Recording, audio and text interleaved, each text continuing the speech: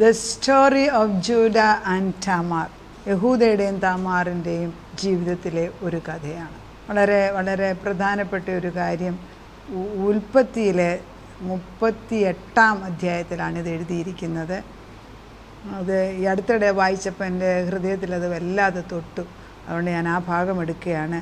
ജൂഡ എന്ന് പറയുന്നത് one of Jacobs sun, യാക്കോബിൻ്റെ ഒരു മകനാണ്. യഹൂദയുടെ സിംഹം എന്നാണ് യൂദായെക്കുറിച്ച് പറയുന്നത്.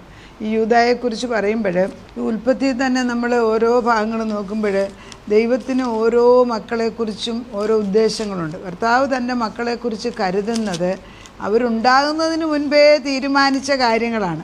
അതുകൊണ്ട് നമ്മൾ ഈ ഏകദേശം ഉൽപ്പത്തിയിൽ തന്നെ 29-ാം അധ്യായത്തിൽ നമ്മൾ നോക്കുമ്പോൾ ലേയ അനിഷ്ടയെന്ന് യഹോവ കണ്ടപ്പോൾ, ഏകദേശം ഞാനിപ്പം വായിക്കുന്നത് 29:31. യഹോവ കണ്ടപ്പോൾ ലേയയുടെ ഗർഭത്തെ തുറന്നു. റാഖേലോ മച്ചിയായിരുന്നു. ലേയ ഗർഭം ധരിച്ച് ഒരു മകനെ പ്രസവിച്ചു. യഹോവ എൻ്റെ സങ്കടം കണ്ടു, ഇപ്പോൾ എൻ്റെ ഭർത്താവ് എന്നെ സ്നേഹിക്കുമെന്ന് പറഞ്ഞ് അവന് രൂബേൻ എന്ന് പേരിട്ടു. അതെല്ലാം കഴിഞ്ഞിട്ട് പിന്നെ ഈ ഏകദേശം 35-ാം വാക്യത്തിൽ അവൾ പിന്നെയും ഗർഭം ധരിച്ച് ഒരു മകനെ പ്രസവിച്ചു. ഇപ്പോൾ ഞാൻ യഹോവയെ സ്തുതിക്കും എന്ന് പറഞ്ഞ് അതുകൊണ്ട് അവൾ അവന് യഹൂദ എന്ന് പേരിട്ടു. അപ്പോൾ യഹോവയെ സ്തുതിക്കുന്നുള്ള പേരുള്ള മകനാണ് യഹൂദ. അതാണ് യഹൂദയുടെ ഗോത്രത്തിലാണ് യേശുക്രിസ്തു കടന്നു വരുന്നത്. അപ്പോൾ ഉലക സ്ഥാപനത്തിന് മുൻപേ തീരുമാനമെടുത്തിട്ടാണ് പേരുകൾ പോലും വരുന്നത്. നമ്മൾ പേരുകൾ ഓരോന്ന് ഇടുമ്പോൾ സൂക്ഷിക്കണം, എന്ന പേരാ ഇടുന്നതെന്ന്. നോഹ എന്നാ പേരിട്ട് നോവ എന്നാണെങ്കിൽ അവൻ നോഹ തന്നെയാണ് പറയണം. ആണോ? ഓരോരുത്തർ പേരിടുമ്പോൾ ശ്രദ്ധിച്ചു കാണും ഏത് പേരാ ഇടുന്നതെന്ന്. അത് അവരുടെ ജീവിതത്തിൽ നമ്മൾ ഇംപ്രിൻ്റ് ചെയ്ത് കൊടുക്കുകയാണ്. ജോഷുവ എന്ന് പറയുമ്പോൾ അവൻ ജോഷുവ തന്നെയാണ്. ദാവീദ് എന്ന് പറയുമ്പോൾ ദാവീദ് തന്നെയാണ്.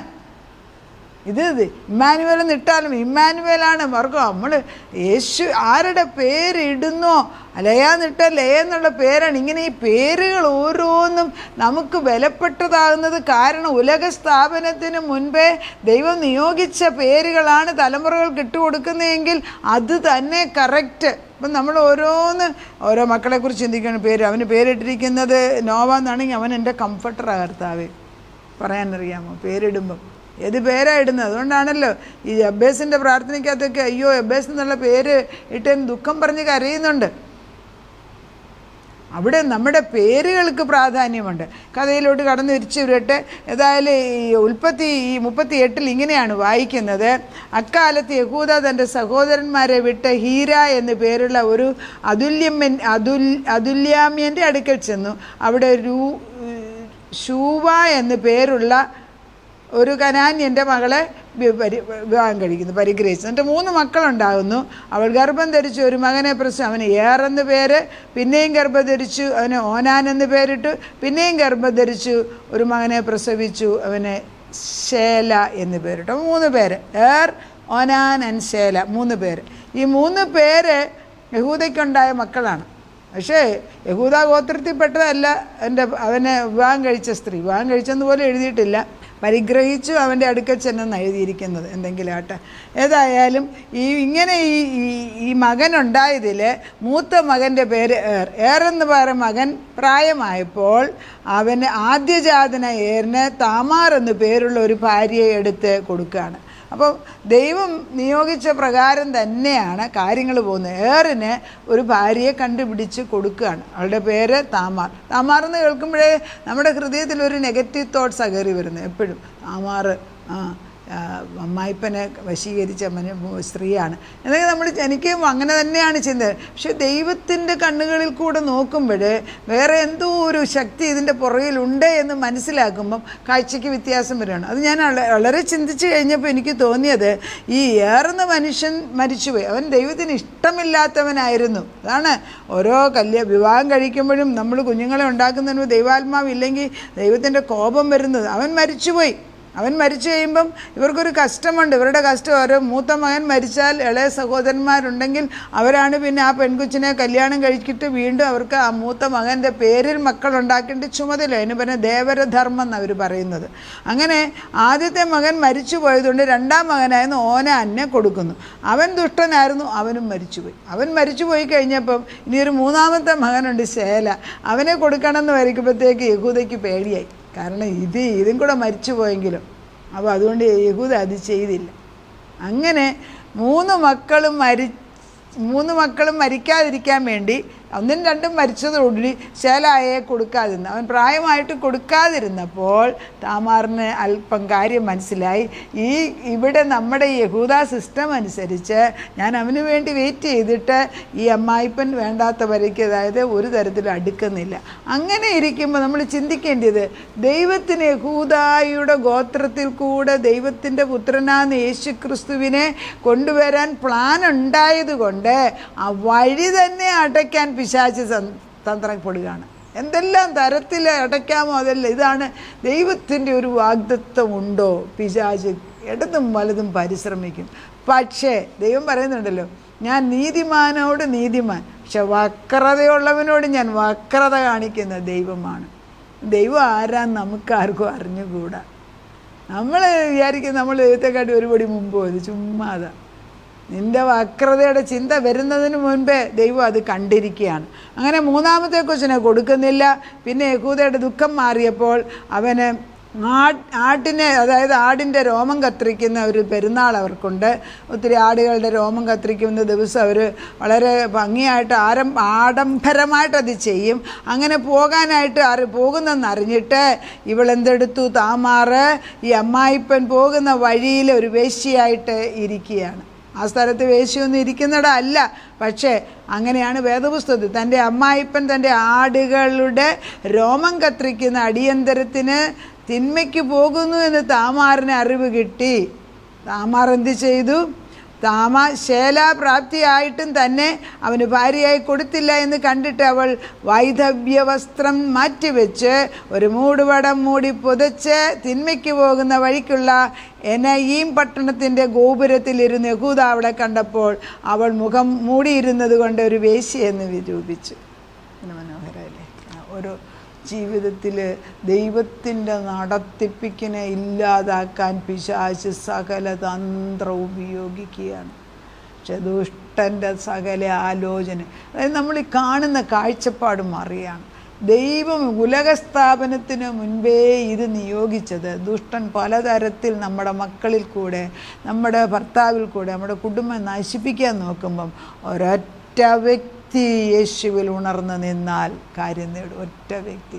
എങ്ങനെയാണ് നേടുന്നതെന്ന് ചോദിച്ചാൽ അത് നമുക്ക് എല്ലാത്തിനും ഉത്തരം പറയാനാകത്തില്ല. ഇവിടെ എങ്ങനെയാണ് നേടുകയെന്ന് വെച്ചാൽ മാനുഷിക ബുദ്ധിക്ക് ശരിയായിട്ടുള്ളതല്ല, പക്ഷേ ദൈവം അതിനെ മാനിക്കുന്നതായിട്ട് നമുക്ക് കാണാം. കാരണം പിശാചിൻ്റെ താന്ത്രത്തിനെ വെട്ടിമാറ്റിക്കൊണ്ട് അവളുടെ അടുക്കൽ ചെന്നു ഒരു മകനുണ്ടാകും, അവൾ ഗർഭം ധരിക്കുന്നു എന്നറിഞ്ഞപ്പോഴത്തേക്ക് അങ്ങനെ ഈ യഹൂദ അവളുടെ അടുക്കൽ ചെന്നൊരു മകനുണ്ടാകുന്നു. എന്നിട്ട് ഇവള് ഒരു ദൈവത്തിൻ്റെ ആത്മാവിന് വിപരീതമായിട്ട് ഈ പിശാച് ഇവിടെയും തന്ത്രം കളിക്കാൻ നോക്കിയെങ്കിലും ഈ സ്ത്രീക്ക് അല്പ ബുദ്ധി ഉണ്ടായിരുന്നു. ഇവള് പറയുന്നു, എന്താണ് പണയം തരുന്നതെന്ന് ചോദിച്ചപ്പം എന്ത് കൊടുക്കുന്നു യഹൂദ? എന്തൊക്കെയാണ് കൊടുക്കുന്നത്? നിൻ്റെ മുദ്രമോതിരവും മോതിരച്ചരടും നിൻ്റെ കയ്യിലെ വടിയും. ഒരു മനുഷ്യൻ്റെ ഏറ്റവും പ്രധാനപ്പെട്ട് കൊണ്ടു നടക്കുന്നത് മുദ്രമോതിരം, അതിൻ്റെ ചരട്, അതൊരു ചരടയിലാണ്, അതിലൊരു ചരടുണ്ട്. അതുപോരാതെ കയ്യിലെ വടിയും എന്ന് അവൾ. അപ്പോൾ വടിയും മുദ്രമോതിരവും അതിൻ്റെ ചരടും ഇപ്പോൾ ഈ സ്ത്രീയുടെ കയ്യിലാണ്. കുറച്ച് കഴിയുമ്പോൾ ഇവിടെ ഗർഭം ധരിച്ചിരിക്കുന്നതാണ്. ഇപ്പം യഹൂദയ്ക്ക് ദേഷ്യം. കാരണം ഇവരുടെ കുടുംബത്തിന് ചേർന്നതല്ലല്ലോ. ഇത് പുരുഷന്മാരെന്ത് ചെയ്യുന്ന ആളല്ലല്ലോ. എന്താന്നേലും ഇവളെ കൊല്ലാനായിട്ട് വിളിച്ചുകൊണ്ട് വരികയാണ്. ഇവളെ കൊല്ലണം, കാരണം അവൾ ചെയ്തത് ശരിയല്ല എന്ന് പറയുമ്പം എത്രയോ ബുദ്ധിപരമായിട്ട് ജ്ഞാനപരമായിട്ട് അവൾ ചെയ്തത് എന്താണ്? അവൾ ഏകദേശം 3 മാസം കഴിഞ്ഞിട്ട് നിൻ്റെ മരുമകൾ താമാർ പരസംഗം ചെയ്തു, പരസംഗത്തിൽ ഗർഭിണിയായി എന്ന് യഹൂദയ്ക്ക് അറിവ് കിട്ടി. അപ്പോൾ യഹൂദ അവളെ പുറത്തു കൊണ്ടുവരുവീൻ, അവളെ ചുട്ടുകളയണം എന്ന് പറഞ്ഞു. അവളെ പുറത്ത് കൊണ്ടുവന്നപ്പോൾ അവൾ അമ്മായിപ്പൻ്റെ അടുക്കൽ ആളയച്ച്, ഇവയുടെ ഉടമസ്ഥനായ പുരുഷനാലാകുന്നു ഞാൻ ഗർഭിണിയായിരിക്കുന്നു. എന്തൊക്കെയാണ്? മുദ്രമോതിരം, മോതിരച്ചരട്, വടി. ആർക്കുള്ളത് എന്ന് നോക്കി അറിയണമെന്ന് പറഞ്ഞു. യഹൂദാവെ അറിഞ്ഞു അവൾ എന്നിലും നീതിയുള്ളവൾ. ഞാൻ അവളെ എൻ്റെ മകൻ ശേലാവിന് കൊടുത്തില്ല എന്ന് പറഞ്ഞ് അതിൽ പിന്നെ അവളെ പരിഗ്രഹിച്ചതിൽ അവൾക്ക് പ്രസവകാലമായപ്പോൾ അവൾ ഇരട്ട കുഞ്ഞുങ്ങളെ, ഒന്നിൻ്റെ പേര് അതുകൊണ്ട് ഒരാളുടെ പേര് പേരസ് എന്ന് പേരിട്ടു. അതുപോലെ തന്നെ ഇപ്പോൾ അത് രണ്ടാമത്തേന് സേറഫ് എന്നും പേരിട്ടു. പേരശാണ് പിന്നെ ദൈവത്തിൻ്റെ ആത്മാവിൻ്റെ വംശാവലിയിൽ പേരെടുത്തിരിക്കുന്നത്. എന്താണ്? യഹൂദയുടെ സിംഹാസനത്തിൽ ഇരിക്കാൻ പറ്റിയ ഒരാളെ ഇരുത്തത്തില്ലെന്ന് പിശാച് വാദം വെച്ചപ്പം ലോക നിയമത്തിനെ അതികടന്ന് ദൈവത്തിൻ്റെ പരിജ്ഞാനത്തിലോ വിവേകത്തിലോ ഒരു സ്ത്രീയെ മാനുഷികമായി നോക്കുമ്പോൾ ശരിയല്ലെന്ന് തോന്നിയെങ്കിലും ദൈവത്തിൻ്റെ പ്ലാൻ പൂർത്തീകരിക്കുന്നത് നമ്മൾ കാണുന്നുണ്ട്. ഏതാ തെറ്റ് ശരിയെന്ന് തീരുമാനിക്കേണ്ടത് ദൈവമാകട്ടെ. ഒരു കാര്യം ഞാൻ പറയാം, ദൈവം മനസ്സുകൊണ്ട് നമ്മൾ ദൈവത്തോട് നീതിയുള്ളവരായിരിക്കുക. ആദ്യം എൻ്റെ ഹൃദയം ദൈവത്തോട് പകരുക. അത് ബാക്കി മനുഷ്യൻ തെറ്റോ ശരിയോ പറയുന്നതിന് അത് സെക്കൻഡറി. പിന്നെ ദൈവം മാനിപ്പിക്കേണ്ടപ്പം ദൈവം മാനിച്ചില്ലേ? താമാറിൻ്റെ കഥ നമ്മൾ വായിക്കുകയാണ്. എന്തുകൊണ്ട്? ദൈവത്തിൻ്റെ പ്ലാൻ. റാഹാബിനെ കുറിച്ച് ഇത് തന്നെയല്ലേ എഴുതിയിരിക്കുന്നത്? ജ്ഞാനമുള്ളവളായിട്ട് പ്രവൃത്തി ശരിയല്ലാഞ്ഞിട്ട് പോലും അവളുടെ സാഹചര്യം എന്തെന്ന് ദൈവത്തിൻ്റെ പ്ലാനിലേക്ക് കൊണ്ടുവരിക ചെയ്തത്. അപ്പം നമ്മൾ മനസ്സിലാക്കേണ്ടത് God defends the voiceless and mistreated even when society ignores them. അതായത് ശബ്ദം പറയാനോ സമൂഹത്തിൽ നമ്മളെ അവഗണിക്കുന്നോ ഉള്ളവരെയും ദൈവം കരുതുന്നുണ്ട്. അതെങ്ങനെയാണ് കരുതുന്നതെന്ന് എനിക്ക് പറയാൻ അറിഞ്ഞുകൂടാ. പക്ഷെ ഓരോ സിറ്റുവേഷൻ അപ്പച്ചൻ അറിയാൻ എന്താ ചെയ്യുന്നതെന്ന് ഉറച്ചു നിൽക്കുക. വേദനിച്ച് നിരാശ കൊണ്ട് പിന്നെ സമൂഹത്തിൽ പേരില്ല എന്ന് പറഞ്ഞ് വിളിക്കുന്ന പലരും എന്നെയുണ്ട്. സമൂഹത്തിൽ അവഹേളിക്കുന്നവരോട് ദൈവാത്മാ പറയാണ്, നീ ഉറച്ചു നിൽക്കേ, ഞാനതിന് ഉത്തരം കണ്ടിട്ടുണ്ട്. നീ ഉദ്ദേശിക്കുന്ന സമയത്തല്ല, പക്ഷേ ഐ വിൽ ഡു ഇറ്റ് എന്ന് പറയുന്നു.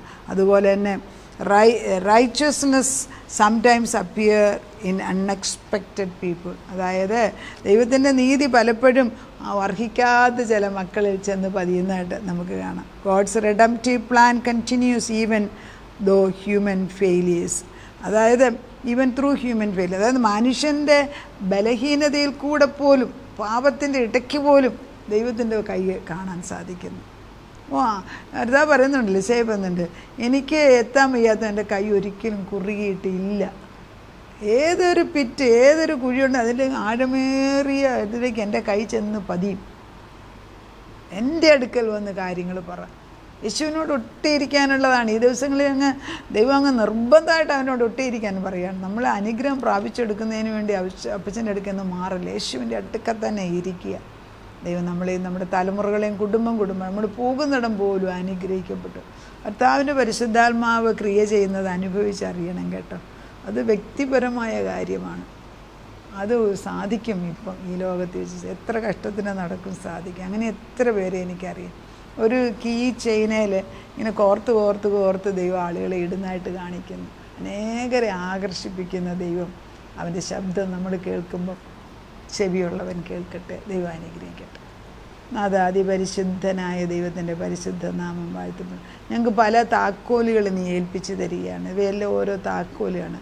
ഈ സമൂഹം എത്ര നമ്മളെ അവഗണിച്ചാലും സമൂഹത്തിൻ്റെ മുമ്പിൽ ഒരു തരത്തിൽ ഇവരെ ഉയർത്തത്തില്ല എന്ന് വാതുകെട്ടി നിന്നാലും ദൈവം ഒരാളെ ഉയർത്തും.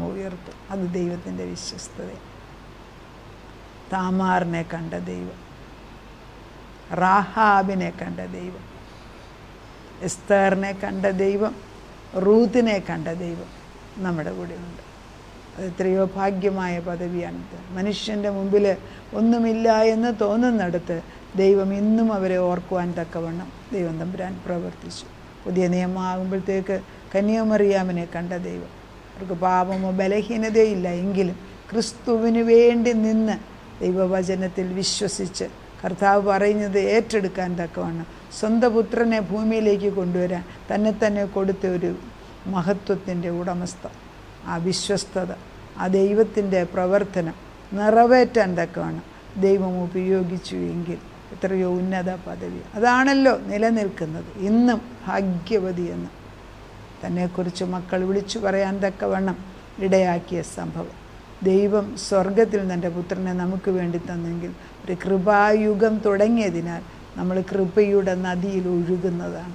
എത്ര വലിയ പാപം കടും ചുമപ്പാണെങ്കിലും അവയെല്ലാം അപ്പച്ചൻ്റെ രക്തം കൊണ്ട് കഴുകി ശുദ്ധീകരിച്ച് വെടിപ്പാക്കി ഞങ്ങളതിൻ്റെ മക്കളാക്കി തീർത്തിരിക്കുന്ന സ്നേഹത്തിന് നന്ദി പറയുന്നു.